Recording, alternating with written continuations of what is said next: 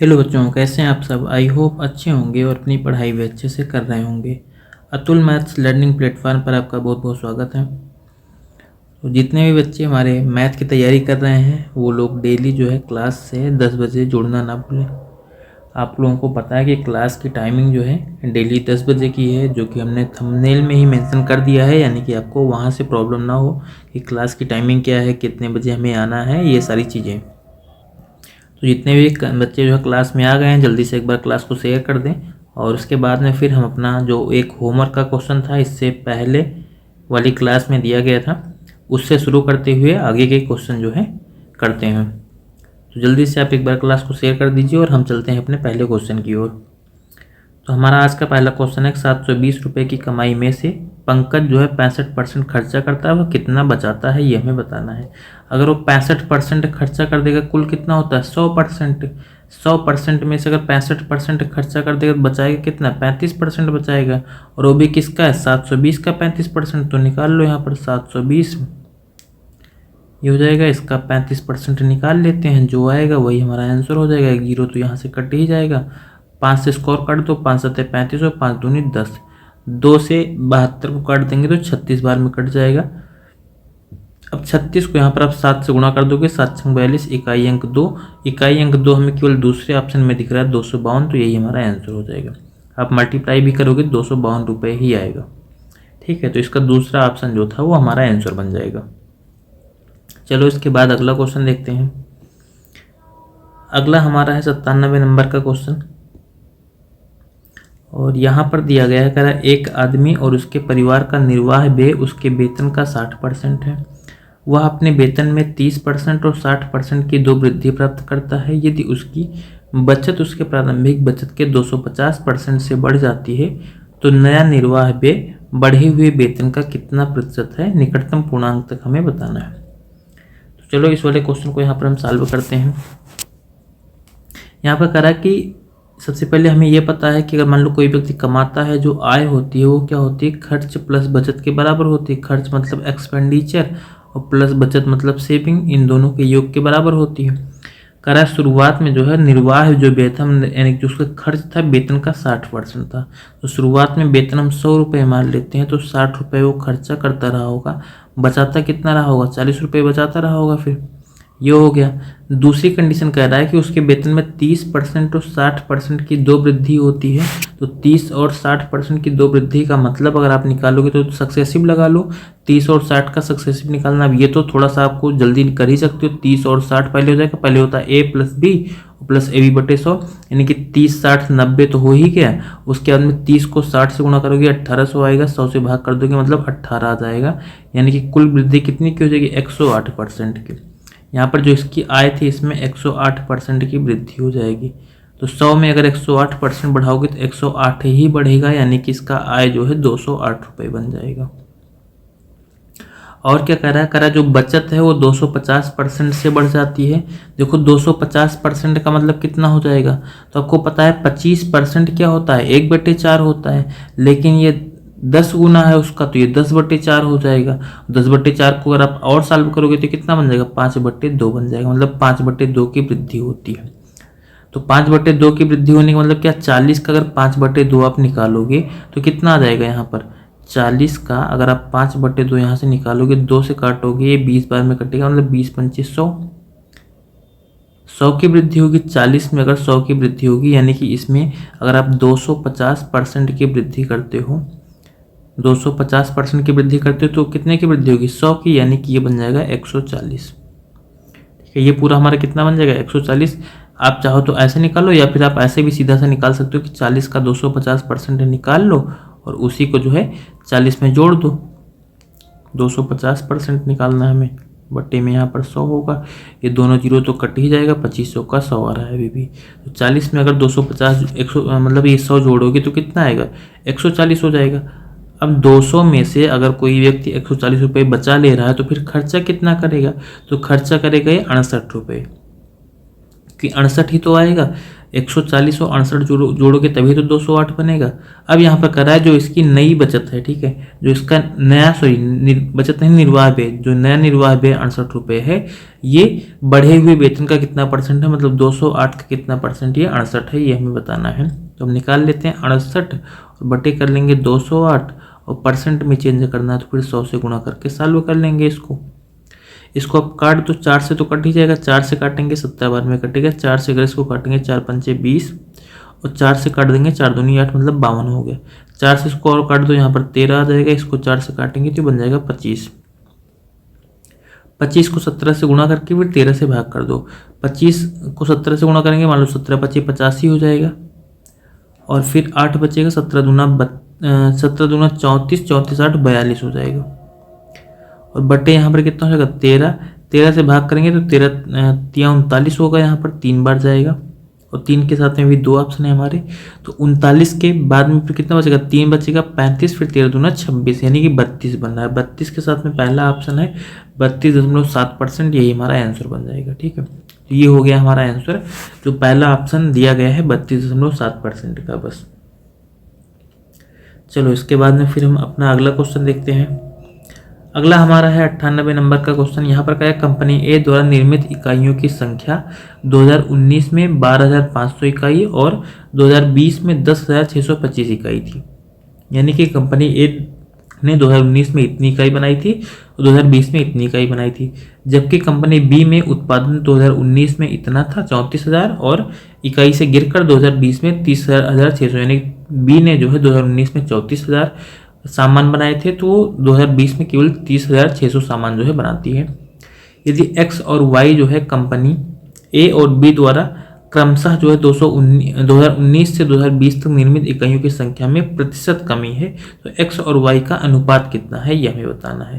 तो देखो सबसे पहले आप ये तो देख लो कि ये हो क्या रहा है। ठीक है, कंडीशन यहाँ पर क्या हो रही है, तो देखो सबसे पहले यहाँ पर जो है कंपनी ए है और कंपनी बी है, इनका 2019 का हमें उत्पादन दिया गया है, 2020 का उत्पादन दिया गया है।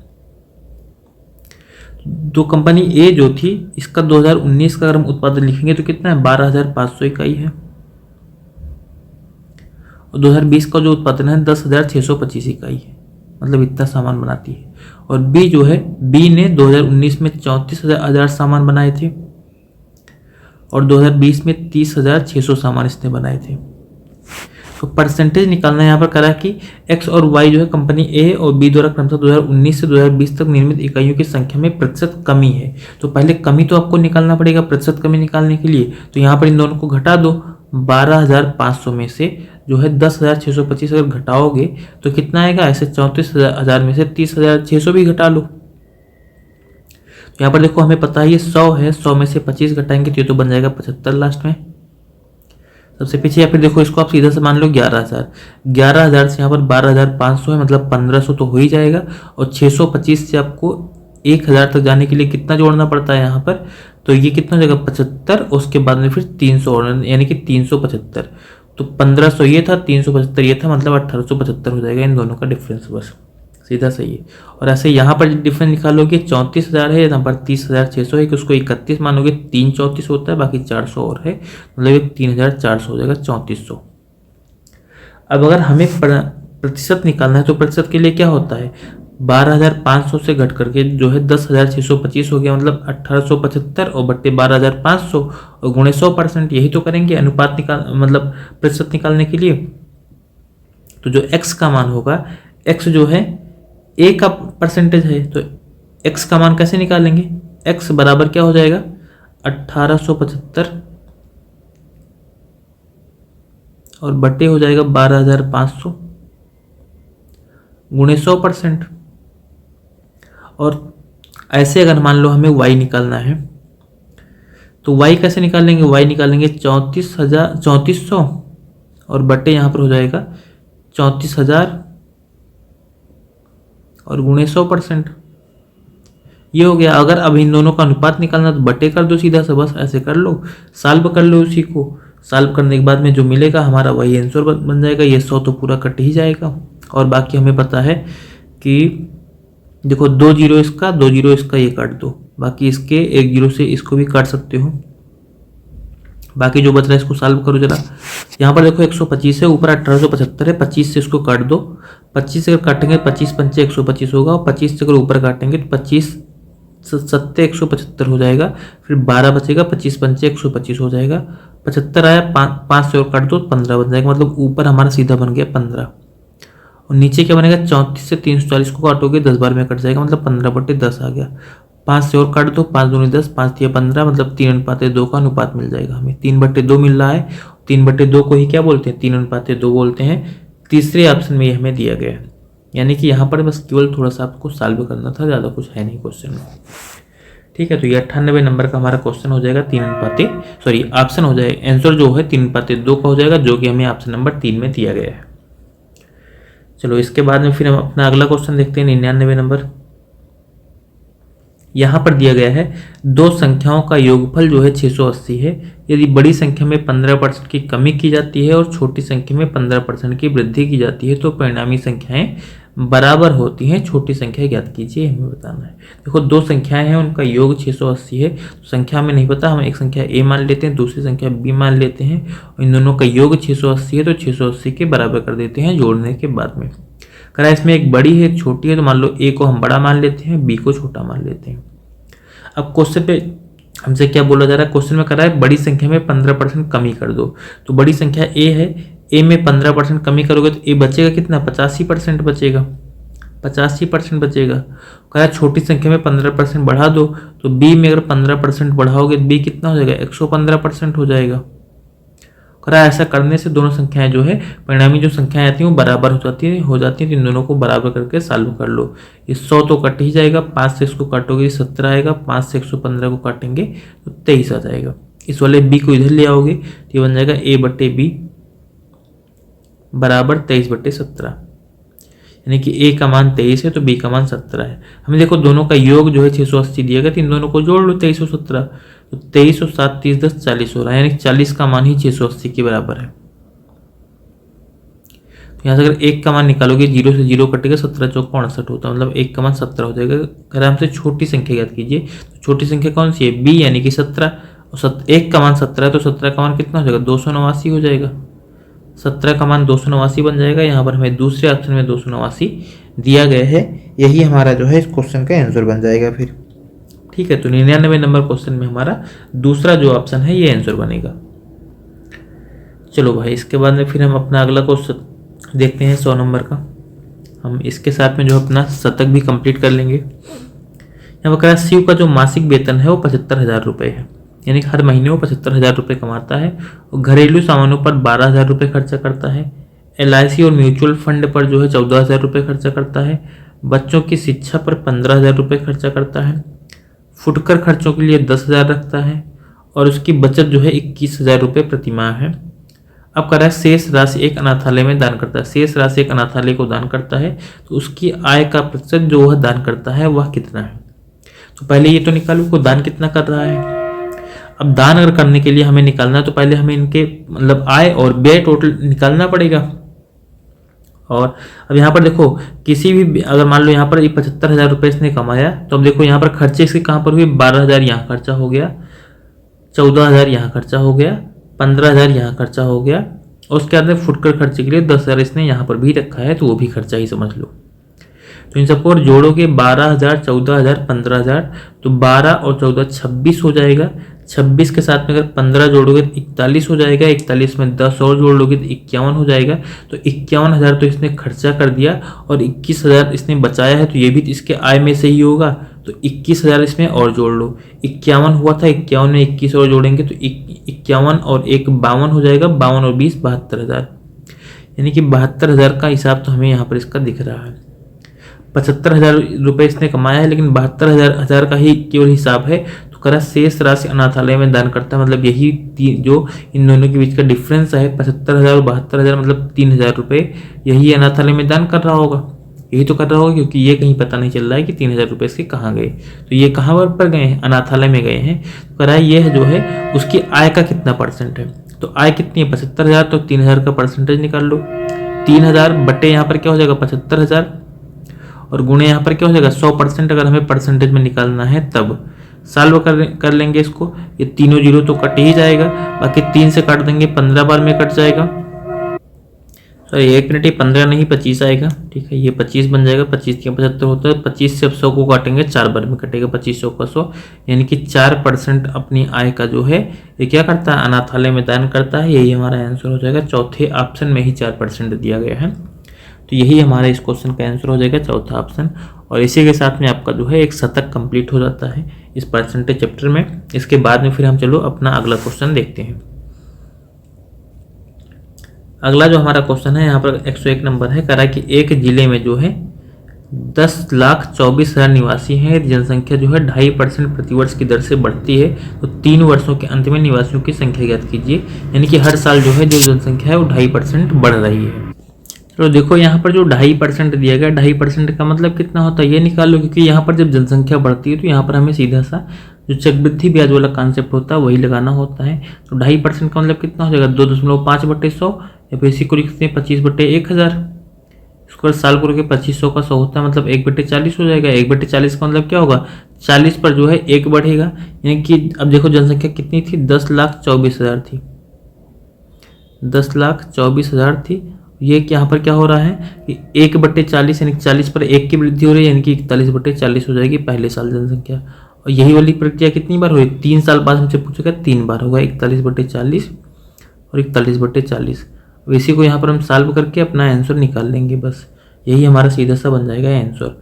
अब जितना जल्दी आप इसको सॉल्व कर लो वो हमारा आंसर होगा। देखो 3 जीरो थी, इससे कट जाएंगे तीनों जीरो से, बाकी 4 से यहाँ पर काट देंगे। तो फिर सबसे पहले यहाँ पर आप 4 चौक 16, ठीक है, 16 से मान लो एक बार में काट दो, और उसके बाद में क्योंकि 4 चौक 16 चौको 64 आएगा, तो 64 से मान लो एक बार में उसे काट सकते हो, क्योंकि बहुत बड़ी बात होगी नहीं। 64 से मान लो हम एक ही बार में काटते हैं, तो तब देखो कितना बार में कटेगा, ये 64 बन रहा है, 64 से एक बार में काटेंगे, 64 एक के 64 हो जाएगा। फिर बचेगा यहाँ पर कितना, तो 64 और 6 70 होता है। उसके बाद में यहाँ पर जो है 30 और 2 32, यानी कि यहाँ पर टोटल बनेगा 38 यहाँ पर बनेगा, और 38 ही तो बन रहा है, हाँ ठीक है, तो 38 तो ये बन रहा है। उसके बाद में ये 384 बन जाएगा। 384 में जो है हमारा 64 का भाग कितना बढ़ जाएगा, हम ये निकाल लेते हैं।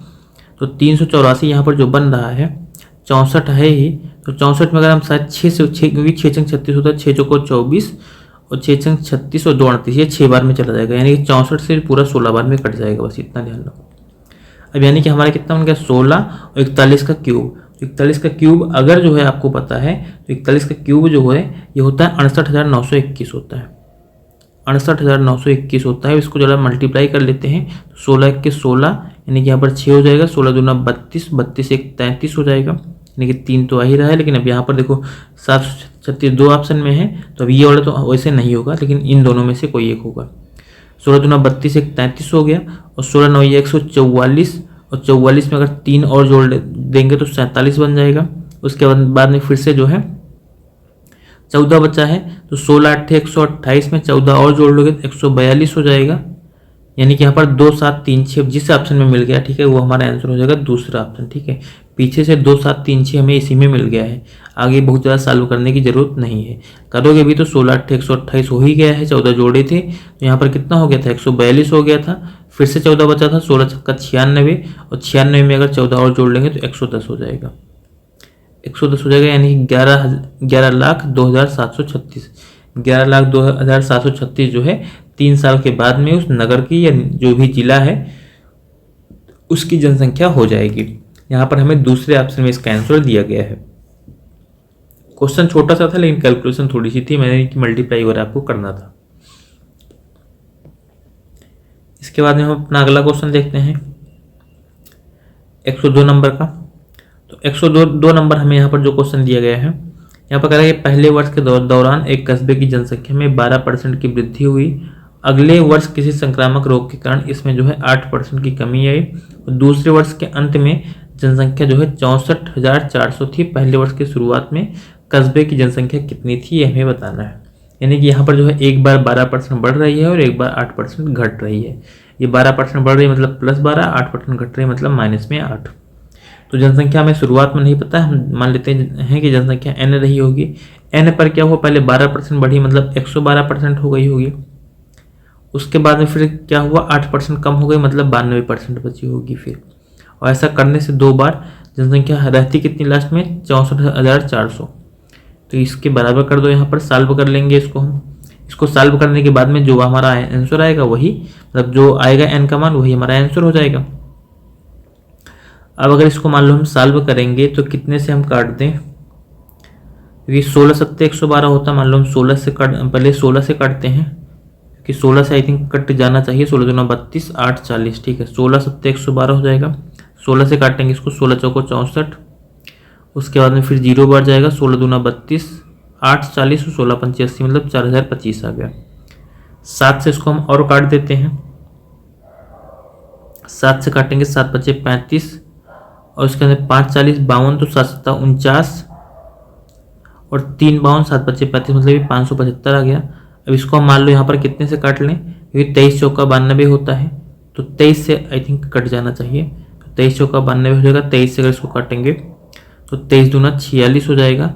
46 के बाद में यहाँ पर 11 बचेगा। 23 पंचे 115, तो सीधा सीधा आ गया 25, ठीक है। अब 4 से उसको 100 को काटो तो 25 आ जाएगा। यानी कि यहाँ पर देखो ये वाला 25 यहाँ नहीं है, इसके यहाँ पर है, इसको इधर ले जाके गुणा करोगे, n बराबर कितना हो जाएगा, n बराबर पहले ये वाला 25, फिर ये वाला 25, और फिर ये वाला 100, सब गुणे में रहेगा। 25 और गुणे 100, हमें पता है 25 का स्क्वायर तो जो है 625 होता है, और साथ में 100 से और गुणा करना है, तो फिर पीछे 2 जीरो और लगा दोगे, मतलब 62,500 तीसरे ऑप्शन में जो दिया गया है यही हमारा आंसर हो जाएगा। पहले वर्ष की शुरुआत में जो जनसंख्या थी वो कितनी रही होगी, 62,500 रही होगी। यही हमारा जो है आंसर बनेगा, ठीक है। चलो इसके बाद में फिर हम अपना अगला क्वेश्चन देखते हैं 103 नंबर का। 103 नंबर हमारा क्वेश्चन यहाँ पर कर रहा है कि वर्ष 2020 से 2021 तक देश ए की जनसंख्या में p% की कमी हुई और देश बी की जनसंख्या में q% की कमी आई। यहाँ p q से बड़ा है, माना x जो है दिए गए वर्ष में देश ए की जनसंख्या का देश बी की जनसंख्या से अनुपात है, ठीक है। तो अगर 2020 से 2021 तक x में कितने प्रतिशत की कमी है ये हमें बताना है। चलो अच्छा देखते हैं, यहाँ पर कह रहा जो है कि 2020 में जो है देश ए की जनसंख्या कुछ थी, और 2020 में ही जो है बी की जो कुछ भी जनसंख्या रही होगी। यहाँ पर लास्ट में कह रहा है कि x जो है दिए गए वर्ष यानी कि 2020 में जो है ए और बी की जनसंख्या का अनुपात है। हम मान लेते हैं कि 2020 में शहर ए की जनसंख्या ए थी, और 2020 में ही जो है शहर जो बी थी उसकी जनसंख्या भी कितनी रही होगी, बी रही होगी। ए की जनसंख्या ए थी, बी की जनसंख्या बी थी, तो x बराबर क्या हो जाएगा, x बराबर हो जाएगा हमारा a बटे बी। यही तो कह रहा है क्योंकि x क्या है, दिए गए वर्ष में, मतलब 2020 में जो है कौन सा वर्ष शुरुआत हो रहा है उस वर्ष की बात कर रहा है, a और b की जनसंख्या का अनुपात है, तो a और b यहाँ पर हमने रख लिया। अब उसके बाद में हमसे क्या कह रहा है, और हमसे अब शुरुआत में जो हमें कंडीशन दी गई है उसको भी हम सॉल्व करते हैं। कह रहा है देश ए की जनसंख्या में जो है p% की कमी हुई है, यानी कि देश ए की जनसंख्या फिर हो गई कितनी हुई होगी, तो ए की जनसंख्या में अगर p% की कमी हुई तो ए कितना हुआ होगा, p% कम हो जाएगा, यानी कि 100 माइनस p हो जाएगा। अब देखो कोई संख्या रहती थी तब तो हम सीधा घटा लेते थे, और बटे यहाँ पर कितना हो जाएगा 100%, इतनी बचेगी जनसंख्या। और शहर बी वाले में क्या होगा, बी में जो है q% की कमी होगी, तो b इंटू यहाँ पर हो जाएगा 100 माइनस q, बटे यहाँ पर भी 100% हो जाएगा, यानी शहर ए की जनसंख्या इतनी बचेगी और शहर बी की जनसंख्या इतनी बचेगी। अगर हम इन दोनों का अनुपात निकाल लें, अगर अब मान लो यहाँ पर भी जो है हम इन दोनों का अनुपात निकाल लेते हैं, तो अनुपात निकाल लेंगे, देखो ये 100 तो कट जाएगा, यानी कि यहाँ से a बटे बी बराबर हमें कितना मिल जाएगा, यानी कि यहाँ से अगर हम a अनुपात b निकालें, या फिर इसको ऐसे ही रहने दें, सीधा हम लिखें ऐसे a बटे बी, ये अनुपात है, इसको बटे में लिख लेते हैं, और यहाँ पर क्या हो जाएगा 100 माइनस पी और बटे 100 माइनस क्यू हो जाएगा, 100 माइनस पी और बटे 100 माइनस क्यू हो जाएगा। अब हमें पता है कि a बटे b का मान क्या होता है, a बटे b बराबर x होता है, तो हम a बटे b की जगह पर x जो है रख सकते हैं, यानी कि हमारी जनसंख्या कितनी हो जाएगी, x इंटू 100 माइनस पी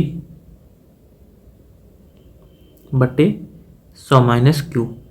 तो पहले जनसंख्या थी, मतलब पहले जो जनसंख्या का अनुपात था वो क्या था, x था, और अब जनसंख्या का अनुपात कितना हो गया, x इंटू 100 माइनस पी बटे 100 माइनस क्यू हो गया है। करा x में जो है कितने % कम हुआ है। पहले ये था x, अब जो है इतना हो गया है, तो फिर कितना कम हुआ, तो पहले घटा लो यहाँ पर, x में से इतना घटा के उसके बाद में फिर हम परसेंटेज निकालेंगे। अब घटाने के लिए क्या होगा, ये दो वाला x तो रहेगा ही, ये पूरा क्या हो जाएगा, ये वाला x रहेगा, माइनस यहाँ पर इस पूरे को घटाओगे तो यहाँ पर x से मान लो इधर गुणा कर लेते हैं, या फिर ऐसे ही रहने देते हैं, x इंटू 100 माइनस पी और बटे 100 माइनस क्यू। देखो यहाँ पर जो है ऐसे क्वेश्चन में कोई आपका ऐसा तरीका काम नहीं कर पाता है जो है कि आप बहुत साल मतलब कर लोगे, वैसे सॉल्व करना ही पड़ेगा। सॉल्व करोगे इसको तिरछा गुणा करके, हो जाएगा 100x माइनस एक्स क्यू, ये हो जाएगा 100x माइनस एक्स क्यू। ऐसे यहाँ पर माइनस एक्स से इन सब में गुणा करेंगे तो हो जाएगा माइनस 100x, और माइनस एक्स से माइनस पी में गुणा होगा तो ये प्लस हो जाएगा, प्लस एक्स पी या पी एक्स, बटे यहाँ पर क्या बचेगा, बटे बचेगा 100 माइनस क्यू। अब यहाँ पर देखो ये दोनों तो कट जाएगा, यहाँ पर एक्स पी को पहले कर लो, X P minus X Q हो जाएगा, एक्स यहाँ से भी कर लो कॉमन, तो अगर एक्स कॉमन कर लेंगे तो हो जाएगा पी माइनस क्यू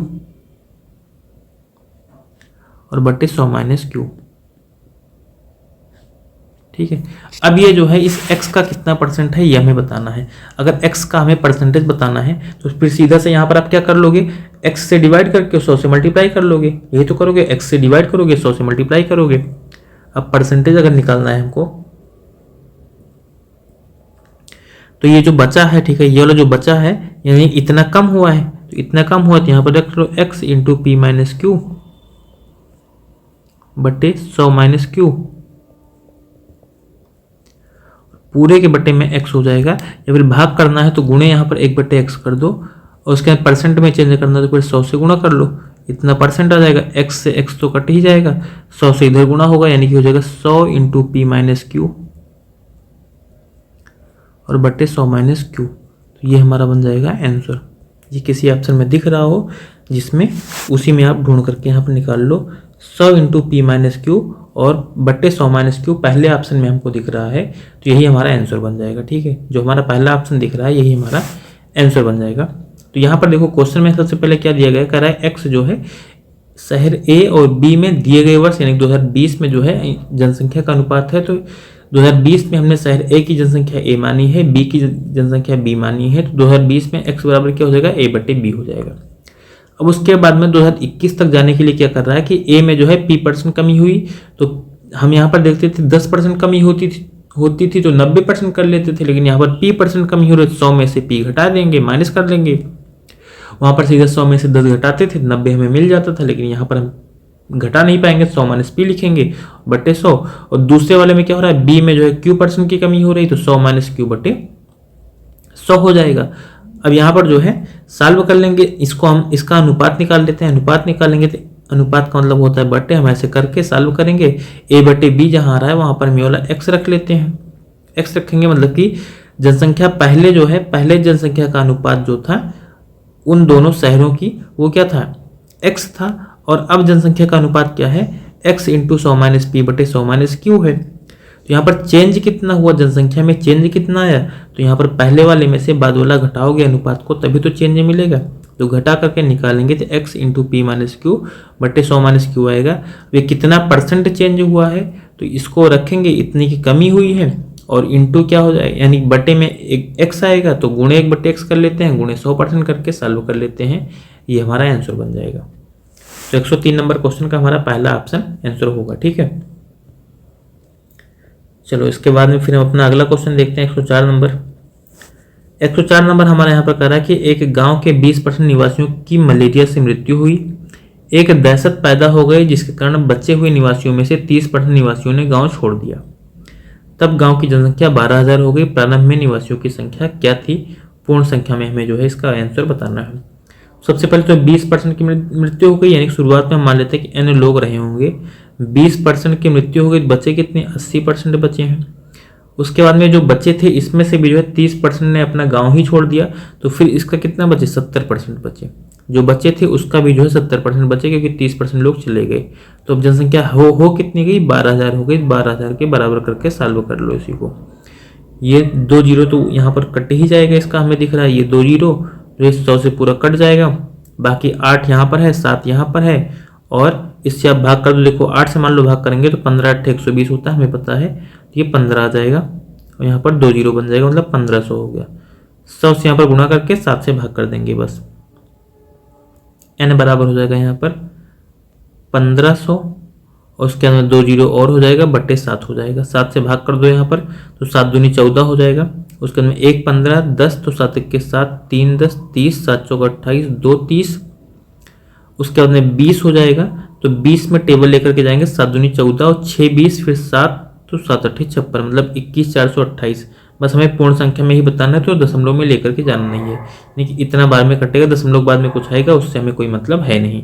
दूसरा ऑप्शन जो हमारा दिख रहा है इसका यही है, आंसर हो जाएगा 21,428 जो है प्रारंभ में निवासियों की संख्या थी। ठीक है, चलो इसके बाद में फिर हम अपना अगला क्वेश्चन देखते हैं 105 नंबर का। यहाँ पर कह रहा है कि पहले वर्ष में कोरोना वायरस की पहली लहर के कारण एक शहर की आबादी 5% कम हो गई। अगले वर्ष दूसरी लहर के कारण यह आबादी फिर से 5% कम हो गई और तीसरे वर्ष में यह आबादी 5% बढ़ गई। तीसरे वर्ष के अंत में आबादी 9,47,625 थी। तो पहले वर्ष की शुरुआत में आबादी कितनी थी ये हमें बताना है। यहाँ पर भी हमें नंबर्स नहीं पते थे, हम मान लेते हैं n जो है लोग रहते थे, लेकिन उसके बाद में क्या हुआ, पहली बार जो है 5% कम हुई, मतलब बची कितनी होगी, 95% बची होगी, 95% बची होगी। दूसरे साल फिर से जो है 5% कम हुई, तो फिर से 95% बची होगी, जो बची थी उसका 95% बचेंगे। उसके बाद में तीसरे वर्ष जो है 5% बढ़ जाती है, तो यहाँ पर क्या हो जाएगा, इसका 105% हो जाएगा, जो बचे थे उसका 105% हो जाएगा। बराबर कितना है, 9,47,625। इस पूरे को हम यहाँ पर जो है सॉल्व करके इसका हम निकालेंगे आंसर।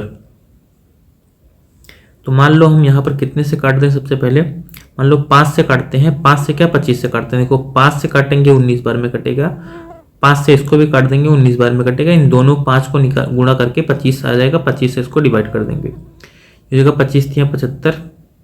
उसके बाद में फिर यहाँ पर 94 था, तो 75 अगर 3 बार लेकर के जाएंगे तो फिर शेषफल क्या बचेगा, तो शेषफल हमारा बच जाएगा यहाँ पर 19, क्योंकि 19 6 25 होता है, तो 94। ठीक है, यहाँ पर आप वैसे भी करोगे 75 के बाद में फिर अगर आप जाओगे आगे तो 75 के बाद में हमें पता है कि 75 5 80 होता है, यानी कि 15 90 हो जाएगा, 4 और तो 19, यानी कि हो गया 197। फिर 25 से अगर टेबल लेकर के जाएंगे 25 7 175, 197 हुआ था, तो यहाँ पर जो है 22 शेषफल बचेगा, मतलब 226 हो जाएगा। 25 9 ये 225 और फिर 1 बचेगा, 125 हो जाएगा। 0 बार पहले लेकर के जाएंगे, फिर 25 5 125, मतलब ये पूरा बन जाएगा हमारा। बाकी हमें यहाँ पर पता है 15 7 105 होता है, तो 15 से मान लो इसको हम काटते हैं, पूरा कट तो जाना चाहिए वैसे। 15 7 105 चेक करते हैं, तो 15 दूना 30 हो जाएगा। उसके बाद 7 37 79, 15 25 75 और 4 79 40, तो 15 दूना 30 और 10 40 15 7 105, तो पूरा पूरा कट गया हमारा। ठीक है, कोई दिक्कत नहीं है। 7 से इसको हम एक बार और काट देंगे, तो 7 21 और 4 25 42, 7 42 7 के साथ, तो 361 हो गया। तो ये गोल्डन हमारा बन गया। 19 का 19 से गुणा 361 होता है, पूरा कट गया, मतलब इधर कुछ नहीं बचा। सीधे जो 300 दिख रहे हैं इनको गुणा कर लो, यही हमारा आंसर बन जाएगा। 3 बार 100 को गुणा करोगे तो एक के बाद में कितना आएगा, 1 2 यानी 6 जीरो आ जाएंगे, 1 के बाद में 6 जीरो आ जाएंगे, मतलब ये हमारा जो दूसरे ऑप्शन में दिया गया है आंसर बन जाएगा। ठीक है, तो जो दूसरे ऑप्शन में हमें दिया गया कितना हो जाएगा, ये 10 लाख हो जाएगा। तो 10 लाख जो है हमारा जो दूसरे ऑप्शन में दिया गया है ये आंसर हो जाएगा। पहले वर्ष की शुरुआत में जो आबादी थी वो 10 लाख थी, लेकिन जो है 2 बार कम हुई, 1 बार बढ़ी, तो उसके बाद में जो है 9,47,625 बची थी। ठीक है, तो दूसरा ऑप्शन इसका हमारा आंसर है। चलो अगला क्वेश्चन देखते हैं 106 नंबर का। तो 106 नंबर आपका ये रहेगा होमवर्क क्वेश्चन। ठीक है, ये आपका होमवर्क है, ये आपका होमवर्क क्वेश्चन है। ठीक है, तो आज के लिए, और इस वाले क्वेश्चन को आप करके इसका आंसर जो है कमेंट करना कि आंसर जो है कितना आ रहा है। सिंपल सा छोटा सा क्वेश्चन है, कह रहा है ए बी का जो है 95% है, तो ए का कितना परसेंट बी है, यानी कि यहाँ पर ऐसे हमें निकालना है सीधा सा। बस छोटा सा जो है क्वेश्चन है, अनुपात से आप सॉल्व कर सकते हो। तो 106 नंबर क्वेश्चन आंसर जो है आपको कमेंट करना है साल लगा करके, ये आपका होमवर्क है। और जितने भी लोग अभी क्लास में लास्ट में आए हैं, आज पहले दिन आए हैं, वो एक बार जल्दी से चैनल को जो है सब्सक्राइब कर लेंगे और वीडियो को थोड़ा सा मतलब शेयर भी कर दिया करो अपने दोस्तों वगैरह में, जो भी है। ठीक है, बाकी आज की क्लास को हम यहीं पर एंड करते हैं और बाकी फिर से मिलेंगे कल इसी टाइम पे, यानी कि 10 बजे। तब तक के लिए thank you and all the best.